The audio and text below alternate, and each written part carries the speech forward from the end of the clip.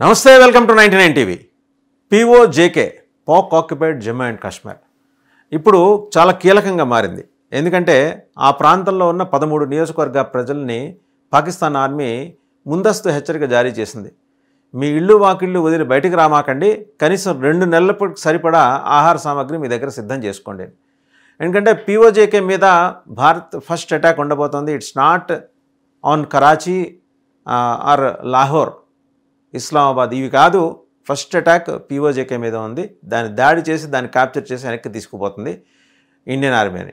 Indian army వ్యూహాలు ఎలా ఉన్నాయో కానీ వాళ్ళకి అర్థమవుతుంది మాత్రం అది.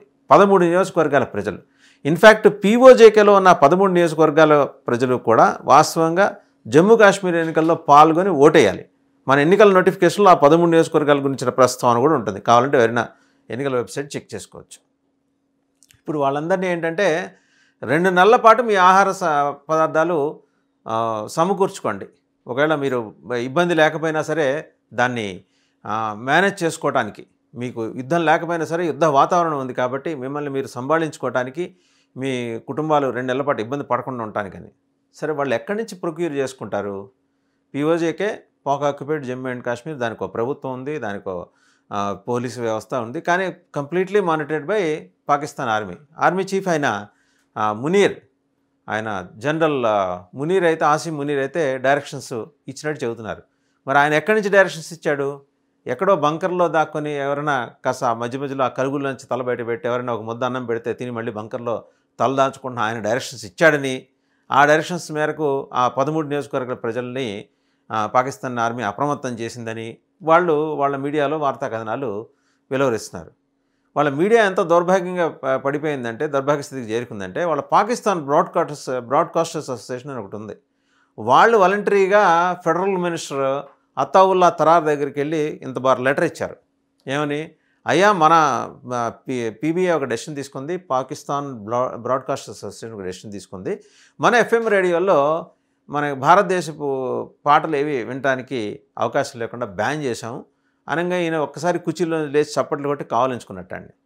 వాళ్ళు వినేది ఎవరి పాటలు? మహమ్మద్ రఫీ పాటలు, కిషోర్ కుమార్ అండ్ లతా మంగేష్కర్, ఆశా భోంస్లే అండ్ చాలామంది పాకిస్తానీ హిందీ గాయకులు, ముస్లిం గాయకులు కూడా ఉన్నారు అందులో. అవన్నీ బ్యాన్ చేయమన్నట్ట. వాళ్ళు ఏంటంటే కొండ నాలుగుకి మందేద్దాం అనుకుంటే ఉన్న నాలుగు కాస్త ఊడిపోయే పరిస్థితి వచ్చింది పాకిస్తాన్కి. ఇవాళ దానికి తోడు ఈ 13 నియోజకవర్గాల ప్రజల్ని అప్రమత్తం చేసింది పాకిస్తాన్ ఆర్మీ. మీరు ఇల్లు వాకిళ్ళు వదిలి బయటికి రాకండి. బయట ప్రపంచానికి అర్థమవుతున్న విషయం అదొక్కటే. అర్థం కాని విషయం నేను చెప్తాను. అంటే పాకిస్తాన్ ఆర్మీ తన ఇంటెలిజెన్స్ని ఎంత స్మార్ట్గా వినియోగించుకుంటూ వస్తుందంటే, ఇన్ఫ్యాక్ట్ వాళ్ళు ప్రపంచం మొత్తం వెతుకుతున్న హఫీజ్ సయద్ పేరు మోసిన 78 ఏళ్ల ఉగ్రవాది, ఉబ్బసంతో బాధపడుతున్న వ్యక్తి ప్రస్తుతం POJKలో ఉన్నాడు. ఆ విషయం భారత సైన్యానికి తెలిసి అక్కడ దాడి చేయబోతున్నారని పాకిస్తాన్కి సమాచారం. అతను ఆ ఉగ్రవాదే గౌరవనీయులు పెద్దలు, 78 ఏళ్ళ వయసు కదా, వారిని గౌరవనీయులను సంబోధించాలేమో, ఉగ్రవాది అయినా సరే, వారికి విపరీతమైన ఉబ్బసం తోటి బాధపడుతున్నారు. వారికి మందు వచ్చేది ఎక్కడి నుంచి అంటే, ఆయుర్వేదం మందు వచ్చేది ఎక్కడి నుంచి అంటే పంజాబ్, భారతదేశంలోని పంజాబ్ నుంచి వారికి ఆ POJKలో ఉన్న ఆయనకి మందు చేరుతుంది. ఆ ఆయుర్వేదం మందు అందజేసి ఆయన ఒక 20-30 ఏళ్ళుగా ఈయన personal doctor and sleeper cell పంజాబ్లో ఉన్నాడు. వాడి కర్మగాలి ఏంటంటే, అది వాడు ఉన్న ఆ జిల్లా, ఆ ప్రాంతం, ఆ గ్రామం అదంతా కూడా లారెన్స్ బిష్నోయ్ స్వగ్రామం. లారెన్స్ బిష్నోయ్ పెద్ద గ్యాంగ్స్టర్, మీకు తెలుసు. ప్రపంచం అంతా సల్మాన్ ఖాన్కి గడగడలాడితే సల్మాన్ ఖాన్ ఇతని పేరు చెబితే పోసుకుంటాడు. అలాంటి బిష్నోయ్కి ఈ విషయం తెలిసింది. ఆయన జైల్లోనే ఉన్నాడు, తిహార్ జైల్లో ఉన్నాడు. ఆయనకి ఈ విషయం తెలిసి ఆయన గ్యాంగ్స్ మాత్రం భారతదేశంలో మొత్తం 700 ప్లేసెస్లో ఆయన గ్యాంగ్స్ ఉన్నాయి. ఒక 10 మెయిన్ సిటీస్ని హెడ్ క్వార్టర్స్ హబ్స్గా చేసుకొని ఆపరేట్ చేస్తున్నాయి. ఇవి కాక ఈయనకి పాకిస్తాన్లో కూడా ఈయనకి అనుబంధ మిలిటరీ సంఘాలు ఉన్నాయి. అంటే అనుబంధ మిలిటెంట్ సంఘాలు, మిలిటరీ కాదు, మిలిటెంట్ సంఘాలు ఉన్నాయి. అలాగే యాసిన్ మాలిక్ JKLF, జమ్మూ కాశ్మీర్ లిబరేషన్ ఫ్రంట్లోని ఒక చీలిక వర్గం ఈయనతో కలిసి పనిచేస్తుంది. నయీం ఖాన్, షబీర్ షా, వీళ్ళు కూడా వేర్పాటువాదులే. వీళ్ళలో కూడా కొన్ని గ్రూపులు ఉన్నాయి, కొన్ని గ్రూపులు ఈయనతో కలిసి పనిచేస్తున్నాయి. ఇంటర్నేషనల్గా తను ఏంటంటే బిష్నోయ్ ఎదిగే క్రమంలో ఇంటర్నేషనల్గా తనకి అన్ని దేశాల్లో స్థావరాలు ఏర్పాటు చేసుకున్నాడు.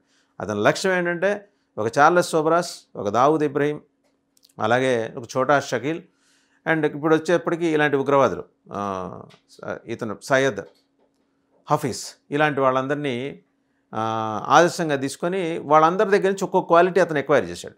దాని ప్రకారం తన ఇంటెలిజెన్స్ నెట్వర్క్ని పెంచుకుంటూ వెళ్ళాడు. ఆ నెట్వర్క్ ప్రకారం ఏంటంటే ఆయనకు అందిన సమాచారం సయ్యద్ హఫీజ్ అనే ఉగ్రవాది ప్రస్తుతం పీఓజేకేలో తలదాచుకుంటున్నాడు. పాకిస్తాన్ మిలిటరీ ఆయన తీసుకొచ్చి ఇక్కడ సురక్షితంగా ఉంటుందని. వాళ్ళ దరిద్రానికి అది మనకు తెలిసిపోయింది అతను అక్కడ ఉన్నాడని. సో మన మిసైల్స్ అన్నీ అటు చూపిస్తున్నాయి, మన బలగాలు అటు మోహరిస్తున్నాయి. దాంతో పాకిస్తాన్ ఆర్మీ ప్రస్తుతం ఆ 13 నియోజకవర్గాల ప్రజల్ని అప్రమత్తం చేసింది. మన దాడులు సివిలియన్స్ మీద ఉండవు. ఫర్ షూర్ దాడి జరిగితే కరెక్ట్గా హఫీజ్ సయ్యద్ ఎక్కడున్నాడో ఆ క్యాంప్ మీద జరుగుతుంది. అండ్ యుఎస్ నేవీ సీల్స్ కూడా already they are into execution. Already దిగారు వాళ్ళు. They are on the ground, physically they are on the ground. So seals అంటే సీ, ఎయిర్ అండ్ ల్యాండ్, సముద్రం, ఆకాశం, అలాగే భూమి మీద ఎక్కడున్నా సరే శత్రువుని మట్టు పెట్టడంలో వాళ్ళు ఆరితేరిన వాళ్ళు. ఒసామా బిన్ లాడెన్ అలాగే ఐడెంటిఫై చేసి ఆ ఒసామా బిన్ లాడెన్ని మట్టుబెట్టింది సీల్సే, యుఎస్ నేవీకి చెందిన సీల్స్. ఒక ప్రత్యేకంగా బృందం. మళ్ళీ వాడి శవం ఎక్కడైనా దొరికితే దానికి ఈ పెద్ద ఎత్తున తంతు అది నిర్వహించి వాడిని ఒక హీరోని చేసి పారేస్తారని తీసుకెళ్ళి సముద్రంలో పడేశారు. చివరికి సముద్రపు జంతువులకి ఆహారంగా మారిపోయాడు ఒసామా బిన్ లాడెన్. అంత కర్కోటకంగా ఉంటుంది US navy seals. Even US navy సీల్స్లోని ఒక సెక్షన్కి లారెన్స్ బిష్నోయ్ గ్యాంగ్ తోటి సంబంధాలు ఉన్నాయి. అంటే వాళ్ళు అలా ఆపరేట్ చేస్తారు. యుఎస్ అనేది బేసిక్గా ఏంటంటే వాళ్ళకి ప్రపంచంలో ఆధిపత్యం కోసం ఎక్కడ అనుకూల వాతావరణం ఉంటుంది, ఎవరు తమకు అనుకూలంగా ఉంటే వాళ్ళతో కలవటం, వాళ్ళతో కలిసినందువల్ల వచ్చే ప్రయోజనాలు ఇవన్నీ ఆలోచించుకొని మొత్తం వ్యాపారంలాగా చూస్తుంది. సరే, ఏదైతేనే ఇది తెలుసుకున్న లారెన్స్ బిష్నోయ్ గ్యాంగ్ ప్రస్తుతం పీఓజేకే చేరుకున్నారండి. పాకిస్తాన్ ఆక్యుపైడ్ జమ్మూ కాశ్మీర్ చేరుకున్నారు. దాంతో పాకిస్తాన్ ఆర్మీ ప్యాంట్లు తడిసిపోయినాయి. ఇప్పుడు ఆ గ్యాంగ్ని మట్టు పెట్టమంటే వీళ్ళకి అయ్యేమని కాదు. వీళ్ళు ఒంటి నిండా ఆనందం రాసుకుని తిరిగే క్రమం. మీ ఇస్లామిక్ ఉగ్రవాదుల కన్నా వీళ్ళు మహా డేంజరస్ ఈ గ్యాంగ్స్టర్స్. వీళ్ళని మహారాష్ట్ర ప్రభుత్వం కానీ, అలాగే గుజరాత్ ప్రభుత్వం కానీ, ఆ మాటకు వస్తే కేంద్ర ప్రభుత్వం కానీ ఏం చేయలేకపోయింది. ఆ మాటకు వస్తే కెనడా ప్రభుత్వం కూడా. కెనడా ప్రభుత్వం అంటే వాళ్ళ చాతకానితనానికి ఏముందంటే వీళ్ళని భారతదేశ ప్రభుత్వమే ప్రమోట్ చేసి కెనడాలో ఖలిస్తాన్వాదులకు వ్యతిరేకంగా వీళ్ళని పంపిస్తోంది. ఎందుకంటే వీళ్ళు ఏ సంబోధన మొదలెట్టినా జై శ్రీరామ్ అని మొదలెడతారు. వీళ్ళు మొదలెట్టి తర్వాత దాంట్లో ప్రస్తావన చేస్తారు. మొన్న రిలీజ్ చేసిన ప్రెస్ రిలీజ్లో కూడా హఫీజ్ సయీద్, నువ్వేం కంగారు పడుకు, టెన్షన్ పెట్టుకోకు, నువ్వెక్కడున్నా మేము వచ్చి నిన్ను మట్టు పెడతాం, అలా అని నీకు హామీ ఇస్తున్నాం, నేను చంపుతామని నీకు హామీ ఇస్తున్నాం అని చెప్పి వాళ్ళు రాశారు. చంపుతామని బెదిరిస్తున్నాం, అలా హామీ ఇస్తున్నాం అన్నారు. అంటే they have taken it as granted. వాడిని లేపేద్దాం అనే విషయంలో వీళ్ళకి క్లారిటీ ఉంది. సో ఇప్పుడు ఎక్కడొచ్చి హఫీజ్ సయీద్ కోసం ఈ లారెన్స్ బిష్నోయ్ బృందం, ఈ గ్యాంగ్ ఈ అటాక్స్ చేస్తుందో అనే భయంతో, ఆ బెంగతోటి పాకిస్తాన్ ఆర్మీ 13 నియోజకవర్గాల ప్రజల్ని అప్రమత్తం చేసింది. ప్రత్యేకించి ఎల్ఓసి అంబడి ఉండేవాళ్ళని. సరే, ఒక్కోటి దరిద్రం వచ్చినా అదృష్టం వచ్చినా తన్నుకుంటూ వస్తాయి. వీళ్ళకి దరిద్రం అలా తన్నుకుంటూ వచ్చింది ప్రస్తుతం. ఇప్పటిదాకా పీఓజేకే జోలికి భారతదేశం రాదనుకుంటే లక్ష్యం పీఓజేకే గురిపెట్టింది భారతదేశం. అటే మొదటి దాడులు జరిగితే పీఓజేకేని తిరిగి వెనక్కి తీసుకుంటారని. సరే, వాళ్ళకి ఏం ప్రచారం ఉందో, ఏం నమ్మకం ఉందో, ఏం వదంతి ఉందో తెలియదు. కానీ మొత్తానికి ఏంటంటే ఇప్పుడు అక్కడ సేఫ్గా ఉంటుందని దాచిపెడితే తీరామోసి అక్కడికే వస్తున్నారు సయ్యద్ హఫీజ్ కోసం. వాడు కనుక పట్టుబడితే, సయ్యద్ హఫీజ్ అనేవాడు పట్టుబడితే పాకిస్తాన్ గుడ్డలోడు తీసి మార్కెట్లో నుంచోబెట్టడం భారతదేశానికి పెద్ద కష్టమైన వ్యవహారం కాదు. వాడి దగ్గర అన్ని ఇన్పుట్స్ ఉన్నాయి. వాడి ఉబ్బసానికి మందు కూడా మన భారతదేశంలోని పంజాబ్లో ఉంది. ముందర వాడికి మందు ఇచ్చి వాడు కోలుకునేలా చేసి వాడిని ఫిజికల్గా ఎత్తుకొచ్చి, వాడు చాలా నేరాల్లో, చాలా బీభత్సమైన నేరాల్లో వాడు ప్రైమ్ కల్ప్రిట్ కాబట్టి, అక్యూజ్డ్ కాదు, ప్రధాన దోషి కాబట్టి వాడి చేత మొత్తం ట్రయల్లో అన్నీ కక్కించి ఫిజికల్గా వీళ్ళని చంపొద్దని, ముందరే చంపొద్దని చెప్పారు.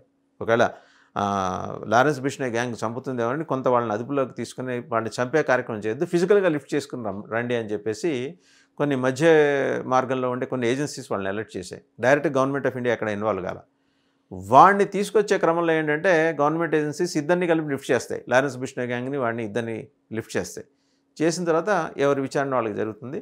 ఎనీహౌ, లారెన్స్ బిష్నోయ్ దేశం నీకు నమస్కారం చేస్తోంది. సయ్యద్ హఫీజ్ని చంపి పారేస్తాం, ఉప్పు పాత్రేస్తాం, వాడిని వదిలిపెట్టేది లేదని మీరు చెప్పిన తర్వాత, లారెన్స్ బిష్నోయ్ మీరు చెప్పిన తర్వాత, మీ గ్యాంగ్ చెప్పిన తర్వాత దేశానికి మీ మీద ఒక నమ్మకం ఏర్పడింది. సరే, చూద్దాం ఏం జరుగుతుందో. మీరైతే తెహార్ జైలు నుంచి ప్రత్యక్ష ప్రసారం చూడొచ్చు. మీకు అలాగే కావాల్సిన ఎక్విప్మెంట్ అంతా లోపలే ఇస్తారు వాళ్ళు. తెలుసు, వీఐపీ ఖైదీ కాబట్టి. All the best Lawrence Bishnoi.